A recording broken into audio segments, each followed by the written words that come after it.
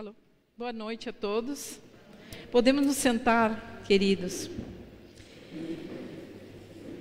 Vamos fazer uma oração assim como nós estamos. Te damos graças, Senhor, nessa noite, pela Tua misericórdia sobre as nossas vidas, pelo Teu amor sendo derramado, Senhor, em nós.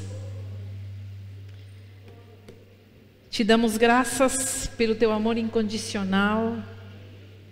Te damos graças pela Tua morte na cruz. Te damos graças porque estamos aqui, Senhor. Te damos graças porque Tu és o Senhor que nos traz paz, que renova a Sua aliança conosco todos os dias, que nos justifica, que não nos deixa nunca, que nos recolhe, que nos acolhe. Obrigado por tudo isso, Senhor. Obrigada, Pai. Amém. Amém. Nessa noite o Espírito Santo de Deus possa nos falar. Amém. O Espírito Santo, nós sejamos abertos ao que o Espírito Santo queira nos falar. Nós precisamos libertar as nossas mentes na hora da palavra. Liberte a sua mente, libere pensamentos negativos, se liberte dos problemas que nós passamos o dia inteiro, às vezes toda semana. Domingo é dia de renovação. É um dia em que nós tiramos da nossa semana para renovar a nossa mente. É um exercício espiritual que nós fazemos a cada domingo. Nós nos exercitamos nosso corpo durante a semana, fazemos nosso exercício, caminhamos, corremos, sei lá quantos de nós ainda estamos conseguindo fazer isso durante a pandemia.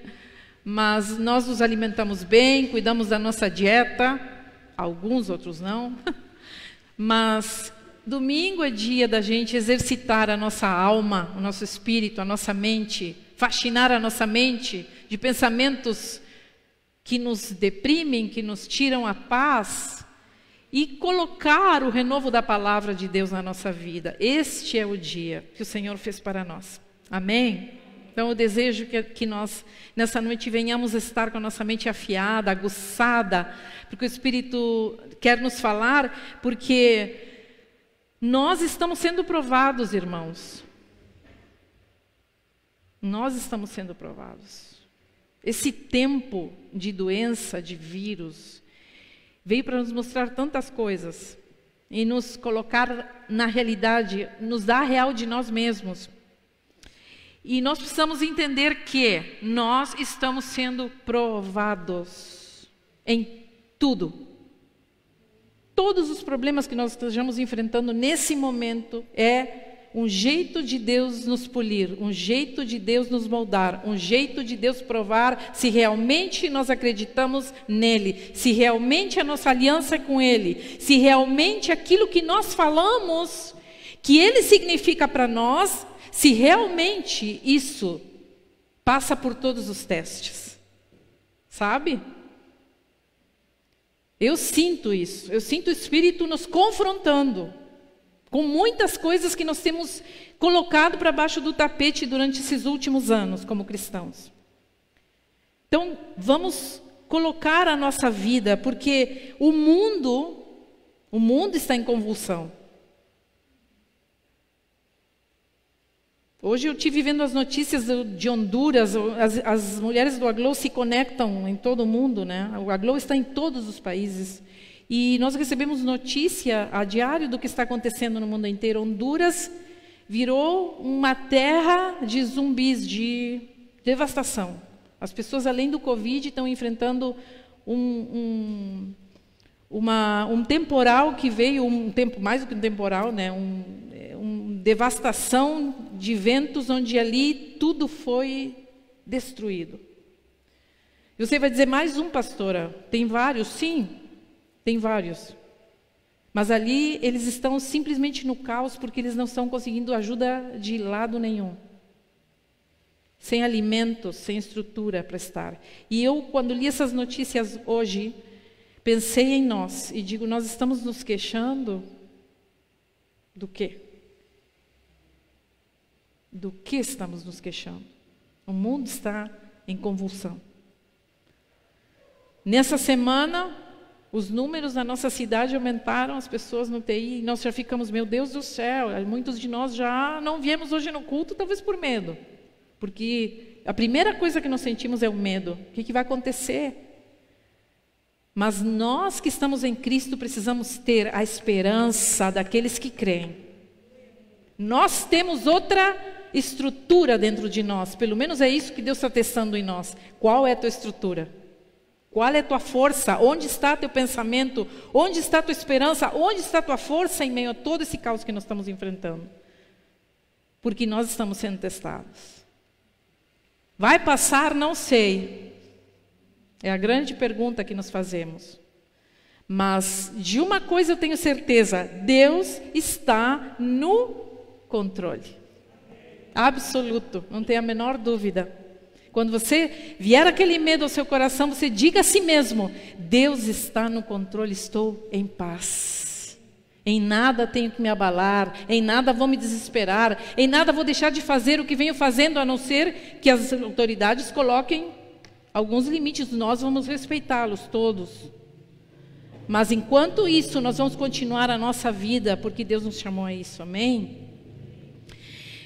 Eu quero que a gente abra as nossas Bíblias em Mateus capítulo 5, justamente porque essa semana, depois dos últimos acontecimentos no nosso país, nós estamos vendo o mundo pegando fogo também em relação às coisas que aconteceram no nosso país. Então Deus me deu essa palavra para hoje, Mateus capítulo 5 e versículo 20, e nós vamos ler do 20 ao 22, e depois vamos pular lá para o 43. Mateus capítulo 5 e versículo 20. Já encontramos? Amém? Sim? Bom, então vamos ler todos juntos. Eu os advirto, e são palavras de Jesus, queridos. Eu os advirto, a menos que sua justiça supere muito a justiça dos mestres da lei e dos fariseus, vocês jamais entrarão no reino dos céus.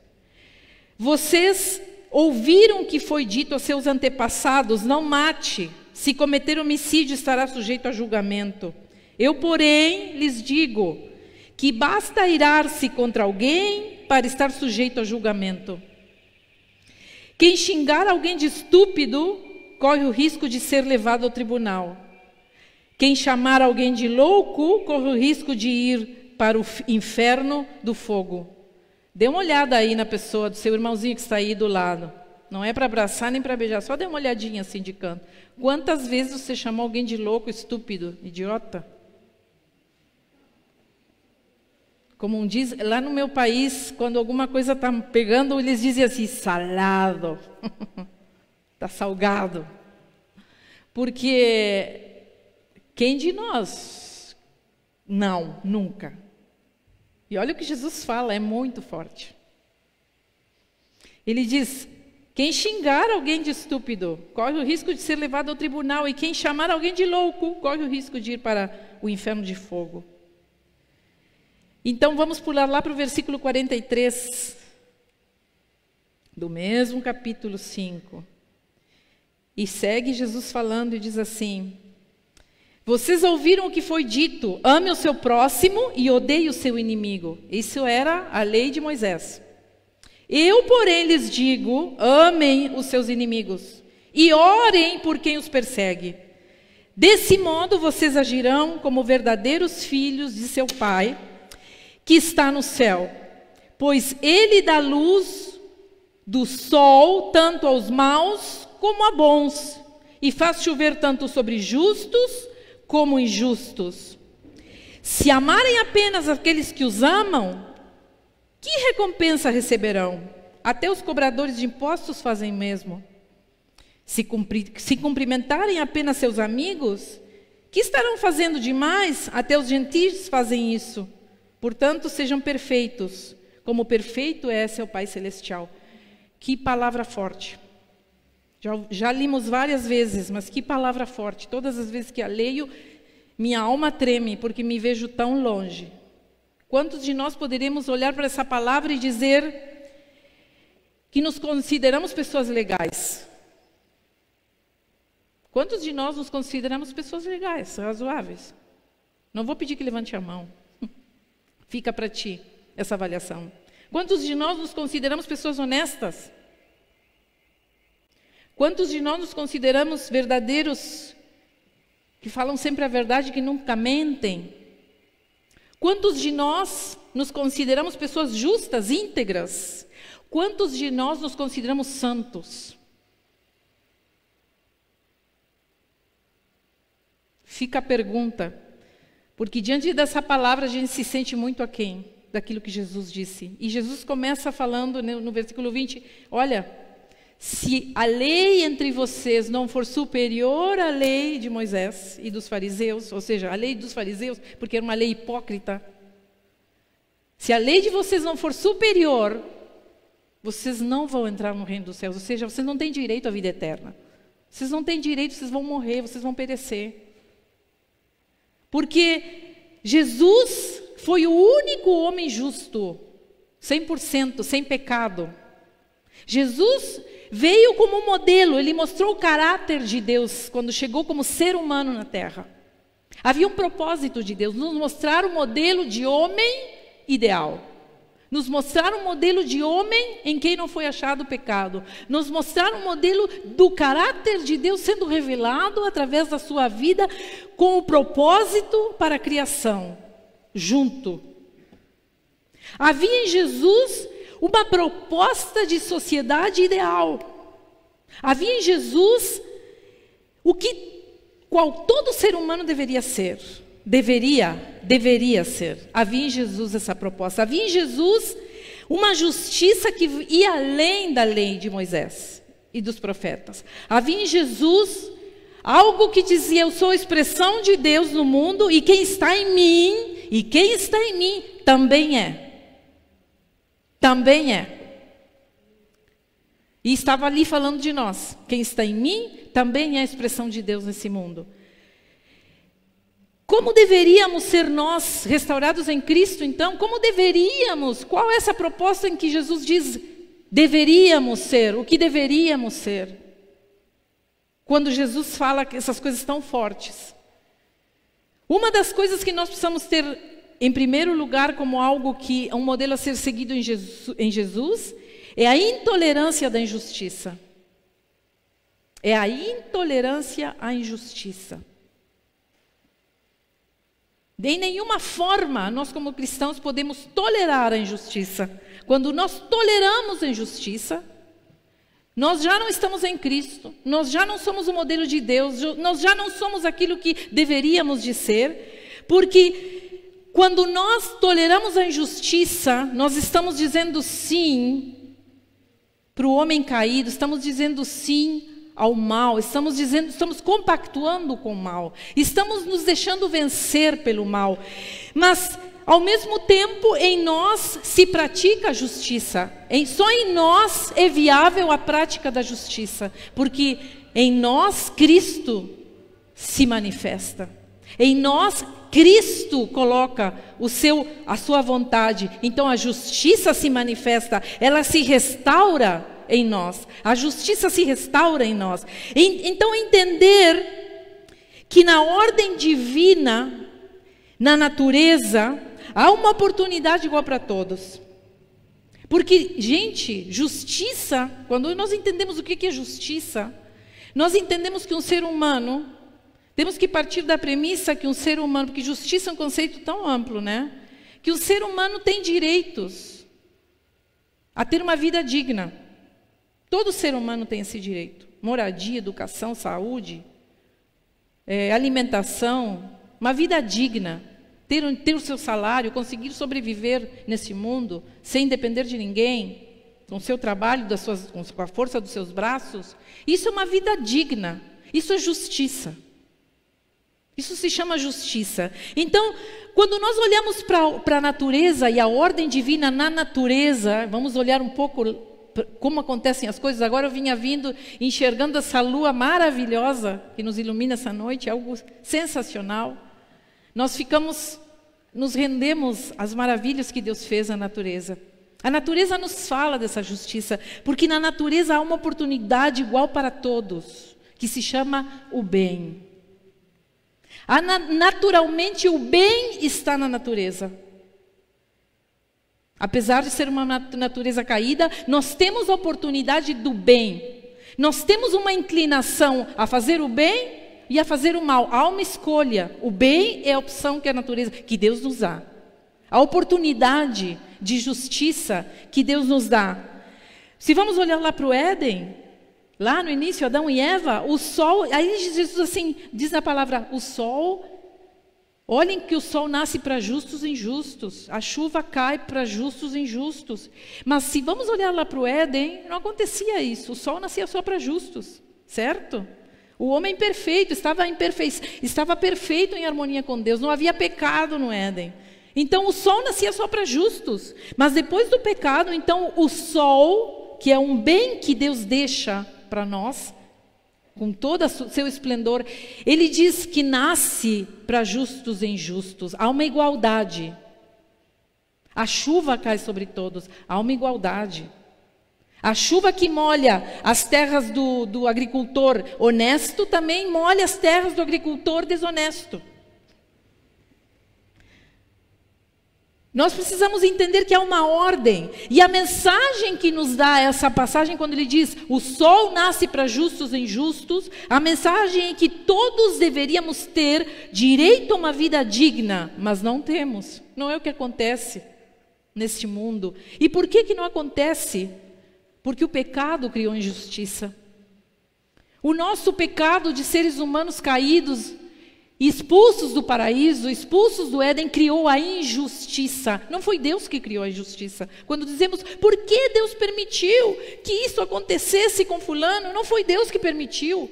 Nós criamos a injustiça. Nós decidimos pelo mal, nós escolhemos o mal lá no Éden. Ah, mas eu não era Adão e Eva, mas nascemos deles.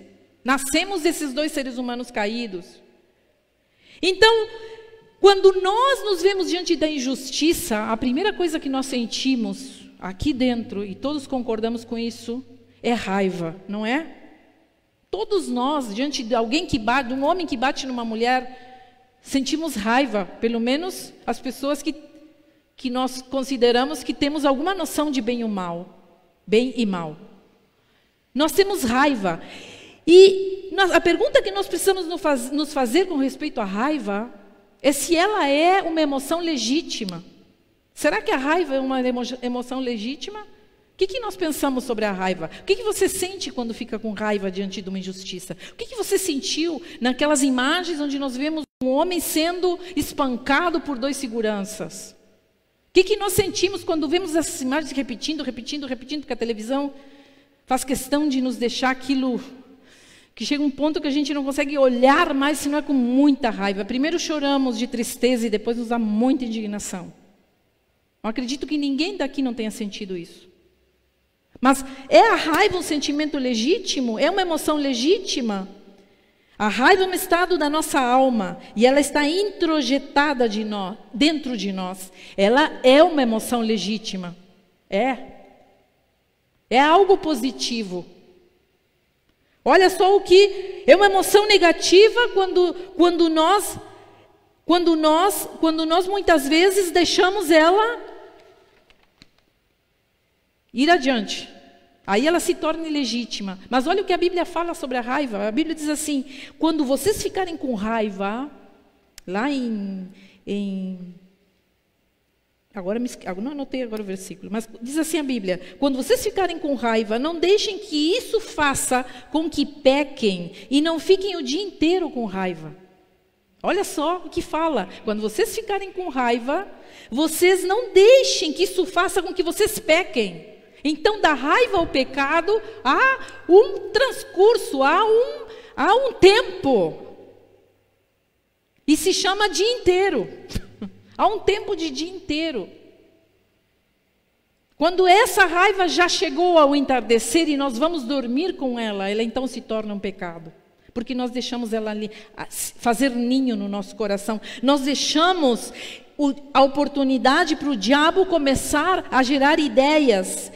A raiva em si é uma energia, uma emoção que nos energiza para ação. Nós precisamos da raiva. Se não fosse a raiva, a gente não faria muitas coisas na vida. A gente, às vezes, num ímpeto de raiva, a gente toma uma decisão determinada. Isso aqui eu não vou permitir mais na minha vida. Ou isso aqui não vai acontecer mais. São momentos de raiva que nos fazem decidir e tomar uma atitude. Sem a raiva, a gente seria pessoas passivas na vida. Mas quando ela está fora de controle, ela nos destrói completamente. Porque então a raiva se transforma em ódio. E o ódio nos mata. O ódio nos destrói. O ódio é aquilo que nós chamamos contrário ao amor. E o primeiro ambiente que sofrerá o impacto do nosso ódio será a nossa casa, nossa família. Nós destruiremos nós acabaremos com as pessoas da nossa casa. Nós acabaremos com uma sociedade inteira, porque aí muitas pessoas odiando destruirão uma cidade, tomarão conta de uma cidade, e ela se tornará uma cidade injusta. E aí, se nós vamos abrindo o leque, abrindo mais o espaço, nós temos um país inteiro de gente injusta, de injustiça, de tanto ódio, da raiva se tornar o pecado do ódio. E fazer justiça com as próprias mãos, quando estamos tomados do ódio, fazer justiça com as próprias mãos, como nós vimos nas últimas semanas, fazendo justiça com as próprias mãos, se achando no direito de bater em outro ser humano, se achando no direito de privar-lhe a vida. Quando nós levamos a raiva a esse extremo de dizer eu tenho direito de destruir a tua vida porque tu fez isto, então, queridos, nós nos tornamos desumanos. Nós já não temos mais o amor nos regendo, nós estamos tomados pelo ódio. Há trevas no nosso coração. Amor e ódio não convivem juntos, de jeito nenhum. Quem ama não odeia, e quem odeia não pode amar. É simples assim. Tire da sua boca a palavra, eu odeio fulano. Lá em casa eu não permito que meus filhos falem, eu odeio aquela professora. Não, odiar é muito pesado. Eu corrijo sempre, a gente corrige em casa. Odiar é uma palavra muito forte. Nós podemos ter raiva, nós podemos estar indignados, mas nunca na nossa boca pode se abrir, porque as nossas palavras têm poder. Tire a palavra, eu odeio. Eu tenho dificuldade com fulano. Eu tenho dificuldade com essa situação, mas eu sei que vou vencê-la e sei que Deus me dará a graça para isso. Mas tire a palavra ódio, porque as suas palavras têm poder sobre a sua vida, sobre a sua alma. Você está se amaldiçoando, você está determinando que o ódio está tomando conta do seu coração. É um triz para o diabo chegar e fazer o que ele quiser na sua vida. Agora, qual é a nossa identidade, queridos? Qual é a nossa identidade? E eu pergunto, como podemos usar a raiva para fazer justiça? Como é o homem restaurado e a justiça de Deus? Como podemos usar a raiva para fazer justiça? Porque ela é o caminho para nós fazermos justiça, a nossa raiva. Sabia disso? Com a raiva nós fazemos justiça.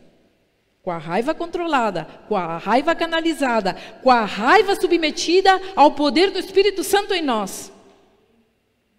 Com a raiva submetida a um poder que nos energiza e que nos dá força para a gente agir e não ficar passivos.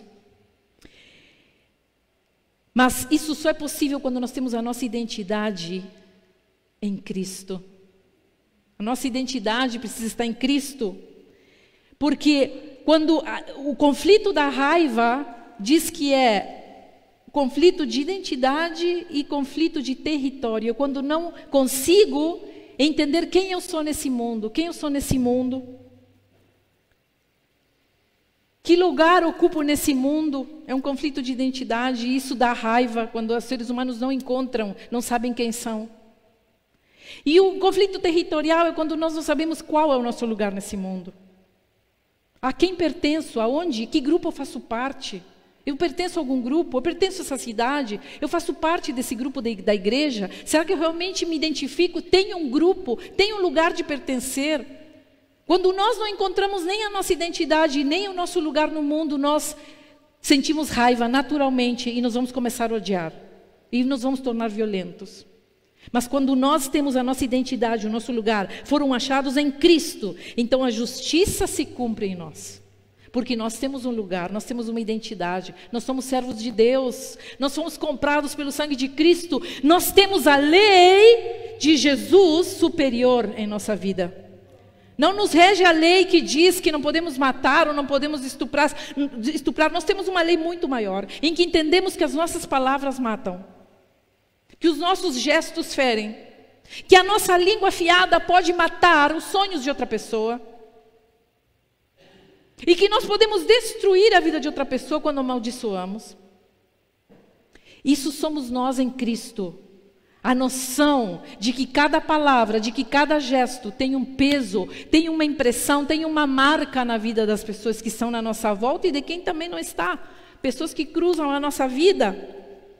Então o Espírito Santo nos fará luzes nas trevas, sem nos contaminar com o mal, sem ter vontade de acabar com quem pratica o mal. Porque a raiva, ela nos dá vontade de acabar com quem pratica o mal.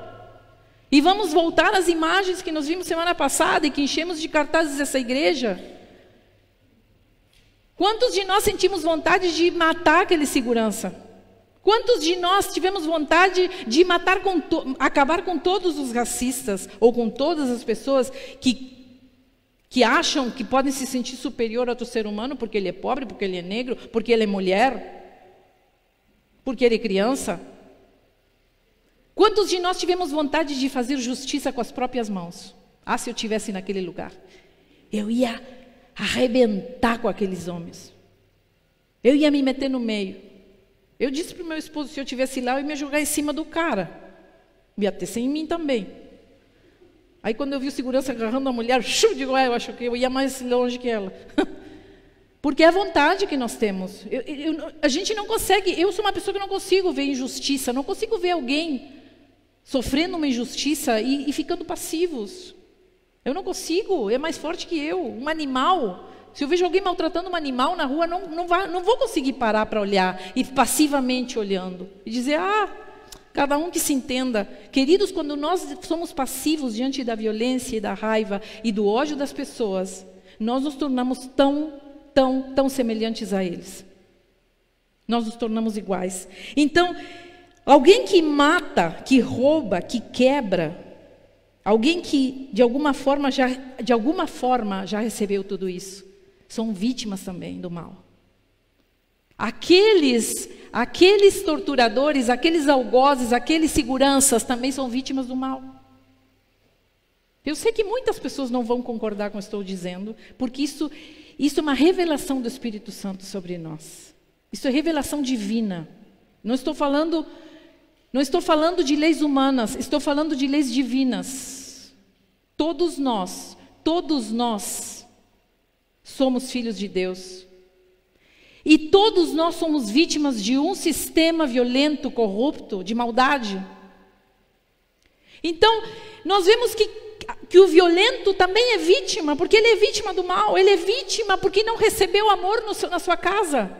Ele é vítima porque, se olhamos para aquela criança, se vamos puxar lá para trás a ficha, olhamos uma criança talvez que não teve a proteção dos seus pais, uma criança que talvez não teve o amor dos seus pais, uma criança que talvez veio de um lar completamente desestruturado, onde pai e mãe deixavam à vontade e jamais conversavam ou diziam, isso está certo, meu filho, isso está errado, olha isso aqui. Meu filho, cuida, isso aqui não é legal.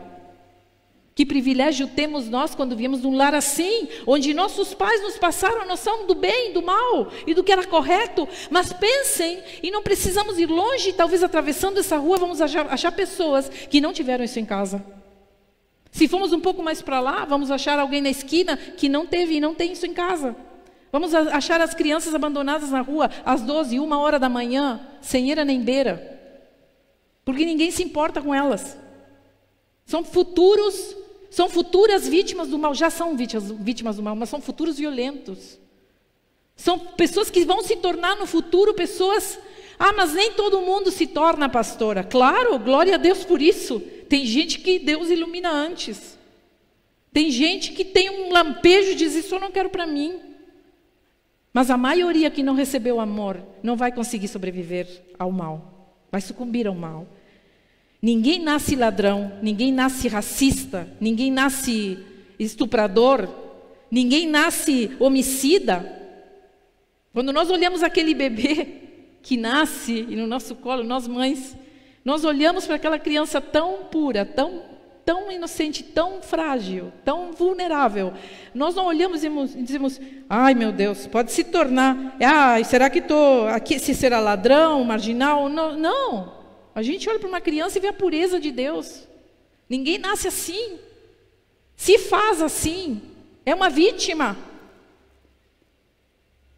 Tem escolhas? Tem, claro que tem. Quantos de nós escolhemos pelo bem? O pastor dessa igreja escolheu pelo bem. Ele sempre diz, eu poderia ser um marginal, mas Deus me resgatou. Deus me trouxe para si e eu decidi que queria uma vida diferente para mim. E que bênção quando nós temos esse poder, mas tem muitas pessoas que não conseguem chegar até aí. São pessoas que não foram marcadas pelo amor, são pessoas que foram marcadas pelo ódio constante e pelo abandono. E se olharmos com compaixão, se o nosso olhar de cristãos é com compaixão e não com violência, se nós olharmos por trás de cada ser humano violento, uma criança que foi de alguma maneira desumanizada, nós vamos ter um olhar de compaixão. Pense no marginal que mora na sua rua. Pense no ladrão que já assaltou a sua casa. Provavelmente, alguém já roubou a vida deles. Provavelmente alguém já matou sonhos. Provavelmente alguém já arrancou daquele coração alguma coisa muito forte. A violência nos coloca no mesmo lugar que os violentos, quando nós dizemos, bom, esse é violento, então agora ele vai ver. Agora nós vamos falar a língua deles, a violência. Quando nós dizemos isso, queridos, agora nós vamos falar a mesma linguagem deles, dos violentos, nós como cristãos. Estou falando com gente que é convertida. Estou falando com gente que aceitou Jesus no seu coração. E se esta palavra lhe choca, avalie sua conversão. Se pergunte se realmente você conhece Deus. Se esta palavra que eu estou falando lhe choca, provavelmente Jesus ainda não fez uma obra na sua vida. Porque quando nós dizemos, eu vou tomar as armas, eu vou fazer igual a eles estão fazendo, e vou me tornar um violento, e eles vão ver do que nós somos capazes, e nós vamos quebrar o pau. Quando nós falamos assim, nós estamos nos tornando tão violentos quanto quem faz violência. Nem nada somos diferentes. Fomos vencidos pelo mal. Não acreditamos mais então no bem. Não acreditamos mais em Deus, não acreditamos mais em nada. Pois fomos vencidos pelo mal. E olha, gente, o pior mal, vou repetir isso porque já preguei isso muitas vezes aqui, repito essa frase sempre, o pior mal, preste atenção, o pior mal que uma pessoa do mal pode nos fazer é nos contaminar e nos convencer que o caminho é a violência. Quando nós nos convencemos que o único caminho que temos para andar é a violência, e é o revidar, e é a vingança, e é o ódio, então fomos vencidos pelos maus. Eles nos contaminaram com a sua violência, eles nos contaminaram com a sua maldade. Matar justamente é tão injusto como matar injustamente. Sabia? Matar justamente. Aquele matou, então eu vou lá, vou fazer justiça, vou matar. Pum! Mato. Quem roubou a minha casa, vou lá. Vai ver agora, vou matar esse marginal. Pum! Mato. Fiz justiça. Matar justamente é tão injusto como matar injustamente. Porque o problema não é fazer justiça ou injustiça, o problema é matar. Não matarás. E Jesus diz assim, vocês dizem não matarás, eu digo, aquele que xingar seu irmão, já vai para o fogo do inferno. Olha como Jesus nos bota um padrão altíssimo. Só o Espírito Santo, amados, para nos fazer caminhar assim, nesse nível. Só o Espírito Santo, porque humanamente, com o nosso jeito humano de ser, nós não vamos conseguir. É o Espírito Santo que faz a obra em nós. Então, e eu faço uma pergunta, nós que queremos tanto justiça, e clamamos tanto por justiça. Se Deus fosse fazer justiça hoje, Se Deus descesse agora do céu e disse, vou botar fogo em todos os injustos, sobreviveríamos nós? Seríamos nós os justos? Seríamos nós os que não têm pecados? Ou seríamos aqueles que estão lá com a pedra na mulher adúltera? Taca-lhe pedra. De que lado nós estaríamos? Nos que dão pedrada? Olha o que Jesus fala para os que iam apedrejar a mulher. Diz, olha, quem não tiver pecado, fique livre. Pode jogar pedra. Porque Jesus estava dizendo, não há um. Não existe um. Temos um modelo, mas em nós, enquanto estivermos nesse mundo, é impossível a gente ser honesto 100%. Não ter pecado. Todos nós, ninguém é santo aqui. Quem é santo? Aí surgiram os boatos, né? Durante a semana. Ah, mas aquele homem não era santo. Ele era um batedor de mulheres. Ele era um cara violento que tinha feito isso, que tinha feito aquilo. E eu pergunto, e isso justificaria alguém matá-lo? Isso justificaria? Será que justifica alguém matar outra pessoa porque ela errou? Porque ela tem seus problemas? Porque ela tem suas dificuldades, como todos nós? Quando nós dizemos, tu tem que morrer e eu tenho que viver, eu estou dizendo, tu é um pecador, mas eu sou justo, eu sou bom. Eu estou acima disso, eu sou melhor. Eu estou muito melhor, estou um nível muito mais alto que tu. Nos enchemos de soberba. Achamos que somos muito bons. Uma vez uma mulher disse assim, ela disse assim, eu fiquei estarrecida. Ela disse assim, olha, antes de me converter, eu era boa. Eu era boa. Mas quando eu me converti, eu fiquei muito boa. Me caiu os butiá do bolso, como diz o gaúcho, né? O que ela entendia por ser boa, né? O que entendemos por ser bons? Justo foi Jesus. Justo e bom foi Jesus. Então, em Jesus, o conceito de justiça muda. Ele estava iniciando uma revolução, diferente de todas as revoluções da sua época. Jesus inicia uma revolução. E olha que na época de Jesus tinha várias correntes tentando fazer justiça com as próprias mãos. Jesus inicia uma revolução do amor, da lei do amor. Jesus começa a falar, olha, disseram para vocês olho por olho, dente por dente, mas eu digo, vocês precisam amar os seus inimigos. Quê? Isso era muito. Mas então Jesus começa a trazer os seus discípulos, nomear discípulos. Olha o plantel de discípulos, dos 12 discípulos. Pelo menos 3 nós precisamos ficar de queixo caído. Mateus, de quem leva o nome esse livro que nós lemos essa noite, era um cobrador de impostos, quando Jesus chamou ele. Um cobrador de impostos na época de Jesus era um cara, era como dizer um corrupto, publicano corrupto, um político corrupto, um ladrão, um traidor do povo, porque ele extorquia, ele era desonesto, ele era desumano, extorquindo as pessoas, arrancando mulheres das suas casas, e levando aos tribunais porque não podiam pagar os impostos. Ele era desumano. E Jesus chama Mateus para ser discípulo dele. E ele entra na casa de Mateus. Janta com ele. E diz, olha, Mateus tem um impacto tão grande, que ele sai dali dizendo assim, a partir de hoje, eu vou restituir todo mundo que eu roubei. E eu vou dar tantas vezes mais àqueles que eu arranquei. Eu vou dar tantas vezes mais. Porque eu vou restituir. Então, olhamos depois para Simão, o discípulo, outro discípulo de Jesus, Simão. Sabe quem era Simão? Como se fosse um terrorista hoje.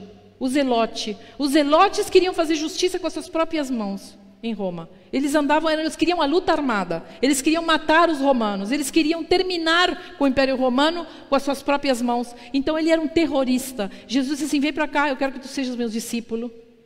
E ele muda a sua vida, se torna um pescador de homens. Ele se torna um emissário do amor. E depois Judas, quem o traiu, ele nomeia um ladrão para ser seu tesoureiro. Olha que coisa incrível que Jesus faz. Você diria assim, não, mas esse aqui não está no nível de ser tesoureiro, ele gosta de passar a mão no dinheiro. Vocês acham que Jesus já não sabia que ele era assim? Ele era assim desde o início, diz a Bíblia. Ele já gostava já de passar a mão no dinheiro. Jesus disse, tu vai ser o tesoureiro. Porque Jesus estava passando uma mensagem de que a mudança só seria possível através do amor e da confiança e da restauração.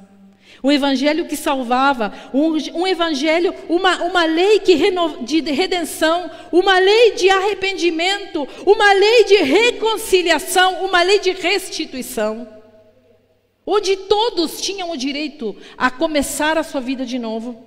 Todos tinham uma chance, todos tinham uma segunda chance. Esse evangelho não mudou, queridos, ele continua vigente para nós.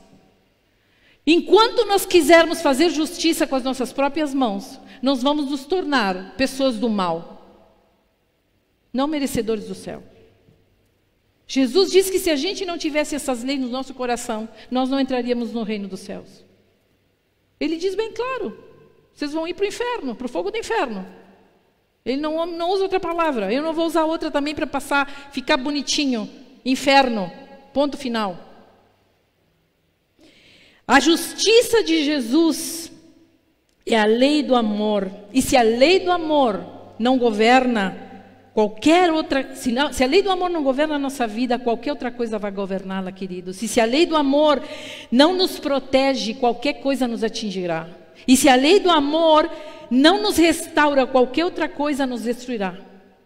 Porque nós precisamos ser a lei do amor. E eu quero que nessa noite nós terminemos fazendo um teste sobre a nossa conversão. Porque essa é a minha palavra para você essa noite.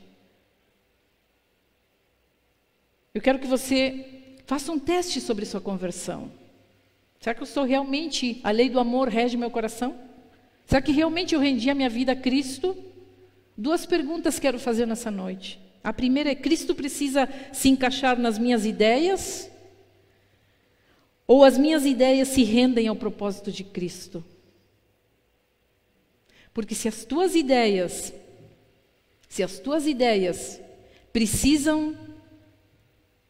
Cristo precisa se encaixar nos teus ideais, e se algumas coisas que Jesus fala, não, mas isso aqui é muito mole, isso aqui é muito mole, eu preciso coisas fortes, eu preciso justiça mais forte.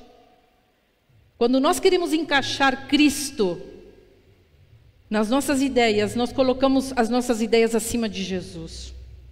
Então Jesus não nos governa. Então nós não entendemos nada de conversão. Então nós definitivamente não entendemos, passamos 20 anos daqui sentados numa igreja ouvindo todo domingo a palavra, sem nunca ter entendido o Evangelho. Sem nunca ter entendido o básico do básico, que é minhas ideias e meus pensamentos e minhas inclinações se rendem ao propósito de Cristo e ao que Ele quer fazer em mim. E a como Ele diz que tem que ser minha vida, e como Ele diz que eu tenho que andar, e como Ele diz que meus pensamentos devem ser de paz e não de guerra, de paz, de amor e não de violência e ódio. É muito simples. É muito simples. Faça essa pergunta nessa noite. Como é que anda a tua cabeça? Com qual tu te comprometes? Com que coisas estão acima?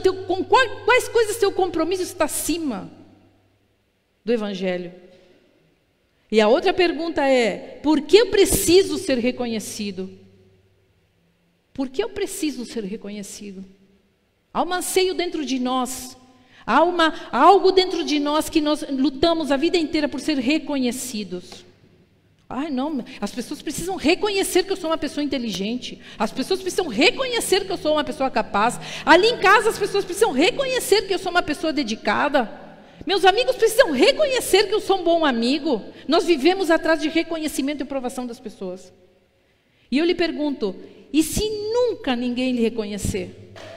E se tudo que você deseja de reconhecimento você nunca tiver nessa vida? Você vai o quê? Vai se matar? Vai acabar a sua vida? Porque quem está em Cristo não precisa ser reconhecido. Cristo me reconhece. Cristo sabe do meu coração. Em Cristo eu tenho meu valor. Eu sou amado assim do jeito que eu sou. Não pouco me importa o que as pessoas pensam sobre mim e a impressão que elas têm sobre mim quando me enxergam. Pouco importa. Falamos isso no curso no último sábado. Que importa o que as pessoas pensam de nós? Eu não preciso viver atrás do que as pessoas pensam de mim. Eu tenho que provar que eu sou boa. Eu tenho que provar que eu sou inteligente. Eu tenho que provar que eu sou bom. Eu tenho que provar que eu sou honesto. Eu tenho que provar que eu sou alguém nesta vida. Talvez nunca possamos fazer isso. E ainda assim, o nosso valor vai estar na cruz. E em tudo que aquela cruz significa para nós, como seres humanos. Redimidos no sangue de Cristo. Como é que essas perguntas, que resposta você dá a essas duas perguntas? Se nunca lhe reconhecerem. E se você chegar ao final da sua vida sem nunca lhe dizer, se nunca ninguém lhe disser, olha, tu foi muito importante para mim. Pode acontecer. Seu valor não pode estar nisso. Seu valor não pode estar de jeito nenhum. E eu sei que esta palavra, eu sei que ela não é muito fácil de digerir. Porque ela nos dá a liberdade da escolha. Nós podemos ir por um caminho ou podemos ir por outro. Essa palavra nos deixa livres. Essa palavra nos traz consciência. Eu lembro às vezes que nós começamos a falar sobre feminismo aqui na igreja, muitas mulheres foram embora, porque acharam que aquilo era um absurdo. Uma mulher ter que ceder algumas coisas para o homem. Não, de jeito nenhum, eu jamais. As feministas dizem, vamos acabar com todos os homens. Em Cristo, Cristo nos chama a reconciliação do homem e da mulher. Não tem machismo nem feminismo. E digo mais uma coisa, todo ismo está doente. Todo ismo é doente, inclusive o cristianismo. Inclusive o cristianismo está bem doente. Deus nos chama a reconciliação. Quando nós levantamos a bandeira da vida intrauterina, talvez vamos ser perseguidos por isso. Talvez algumas pessoas não vão gostar. Mas é o que a Bíblia nos diz, que isso é justo. Lutar pela vida dentro do útero é justo. Porque nós não temos o direito a arrancar, nós não temos o direito a privar uma vida de vir ao mundo. É justo. É justo. E sinceramente, queridos, nós passamos por muitas perseguições por às vezes manter os nossos pés na palavra aqui dentro dessa igreja. Muitas vezes fomos perseguidos, não de que nos levassem presos, mas de ser firmes em muita coisa. De dizer isso está errado. De denunciar as coisas mal feitas. Mas eu vou lhe dizer uma coisa, pouco me importa o que acontece com a minha vida. Não estou nem aí. Não importa. Não importa se os amigos abandonarem, não me importa se as pessoas forem embora, porque o meu compromisso é com a cruz. A cruz está sobre todos os meus relacionamentos, inclusive a minha família. Meu pai, minha mãe, meus irmãos, meu marido e meus filhos, todos eles estão abaixo da cruz. Não me permito botar nenhuma acima da cruz, porque quando eu botei alguém acima da cruz, então eu tirei a validez do Evangelho de Cristo e eu me tornei adepta ao cristianismo, à religião. Queridos, será que estamos dispostos a pagar esse preço? Porque a causa número 1 nossa deve ser o Evangelho. A causa número 1 tem que ser o Evangelho. O compromisso número 1 tem que ser o Evangelho. A nossa identidade tem que estar em Cristo. O nosso lugar tem que estar em Cristo, em lugar mais nenhum. Porque é a causa melhor de todas, é a transformação do ser humano pela lei do amor.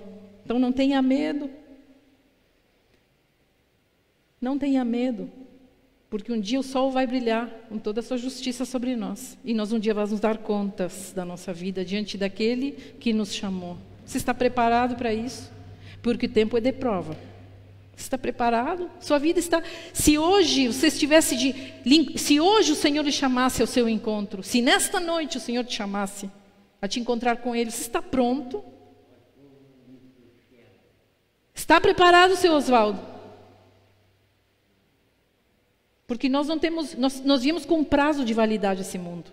Tem dia e hora marcada. Estamos prontos, queridos, para dar contas da nossa vida, ou ainda achamos que temos muito tempo pela frente? Talvez sim, talvez não. Pois não estamos lutando contra seres humanos, mas contra forças espirituais do mal, governos, autoridades e poderes que dominam este mundo de escuridão. Então não esqueça, nossa luta não é contra seres humanos. Se eu xingar um racista, eu não vou ter depois a porta para pregar o evangelho para ele e dizer que aquilo está errado. Se eu crucificar um ladrão, se eu quebrar a pau o ladrão que rouba a minha casa, eu não vou ter depois a porta aberta para dizer Cristo te ama e tu precisa te arrepender. E há outra vida muito melhor que essa miserável que tu estás vivendo. Fecharemos todas as portas com a nossa justiça, justicinha limitada de seres humanos. Amados, nossa armadura tem que ser a verdade. Efésios diz isso, a verdade, a justiça, a paz, a fé, a salvação, a palavra e a oração. Orem pelos seus inimigos. A oração tem mais poder que qualquer arma. A oração e o joelho têm muito mais poder que qualquer outra coisa nesse mundo. Lhe desafio a orar. Lhe desafio a orar. Você está cansado? Também estou. O mundo é injusto. Também estou. Me cansa ver o ser humano nunca conseguindo entender a vontade de Deus para a sua vida. Mas eu tenho dito para mim todos os dias, Senhor, não me deixa desistir. Senhor, não me deixa acreditar que o mal sempre vai vencer. Renova em mim o teu poder. Vamos ficar de pé nessa noite. Feche seus olhos. Aleluia. Senhor, nessa noite nós te damos graças, Pai. Te colocamos as nossas vidas, nos rendemos ao teu propósito, Senhor. Nos rendemos ao teu propósito, declaramos, Senhor, que tu és o dono e Senhor, tu és quem comanda a nossa vida, que tu és quem vai adiante, tu és quem batalha as nossas lutas, tu és quem nos livra dos nossos inimigos, tu és aquele que está nos guardando de todo o mal. Senhor, guarda o nosso coração, que se inclina neste tempo a querer nos vingar, a querer fazer o mal. Nós resistimos ao mal, Senhor, porque sabemos que há uma vida eterna a ser vivida. E nós queremos isso para nós. Queremos, Senhor, queremos nos encontrar com nossos amados lá no céu. Eu quero me encontrar com a minha família. Eu quero ver, Senhor, os meus. Por isso não me deixo vencer pelo mal. Coloca em mim a força, coloca nos meus irmãos a força. O Espírito Santo possa te encher, irmão, nessa noite, para que tu tenhas força para guerrear contra o mal, mas não contra as pessoas. Em nome de Jesus. Não alimente o ódio no seu coração, deixe-se vencer pelo amor. Baixe suas armas e deixe Jesus governar a tua vida. Deixa para lá. Deixa para trás, deixa essas batalhas para Deus, faz a tua parte em amor, faz a tua justiça em amor, promove a justiça em amor, não cala, não seja conivente, em nome de Jesus, em nome de Jesus. De glória em glória te vejo. Quanto mais te conheço, quero saber mais de ti. Meu Deus, qual um bom oleiro, quebranta-me, transforma-me, molda-me a tua imagem, Senhor. Quero ser mais como tu, ver a vida como tu, saturar-me em teu Espírito.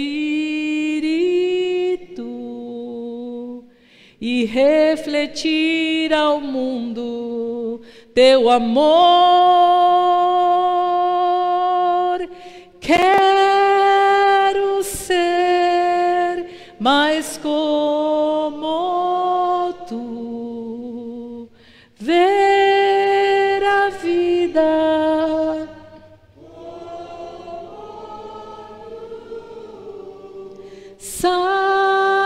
saturar-me em teu espírito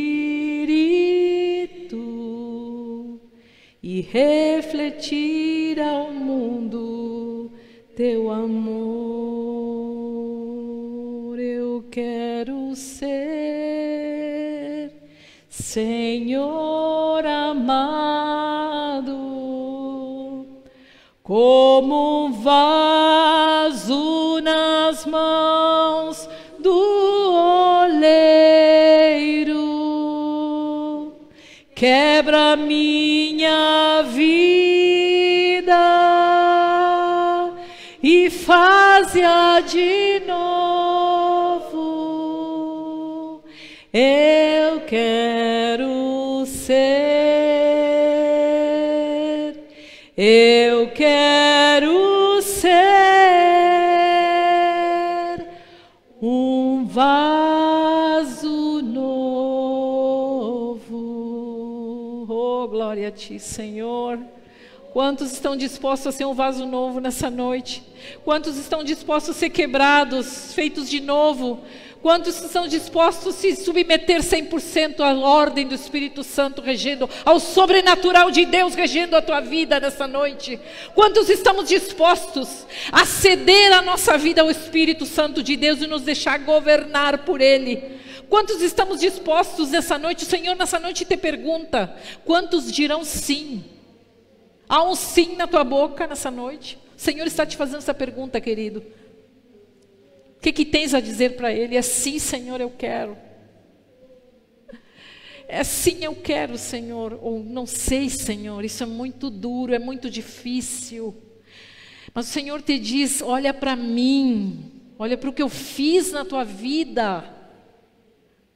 Olha o quanto te amei, a ponto de dar minha vida por ti naquela cruz. Para que não perecesses,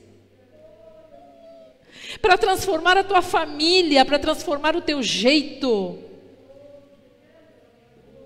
para tirar de ti a escuridão. E nessa noite eu te pergunto, tu queres me dizer sim de novo? Ou há um não na tua boca? Isso é demais para mim, Senhor, é muito pesado, é muito alto. É muito impossível, porque tu estás olhando com os olhos humanos, mas começa a olhar nessa noite a partir do olhar do Espírito Santo que age em ti. Há uma força em ti, há uma força muito maior. Há algo que nos impulsa, que não são as nossas vontades, que não são a nossa vontade de viver, mas o Espírito Santo de Deus, que nos faz falar o que é certo, que nos impulsiona, que muda a nossa vida, que transforma os nossos pensamentos. Deixa-te guiar por Ele. Deixa o Espírito Santo te envolver. Deixa o Espírito Santo envolver a tua vida.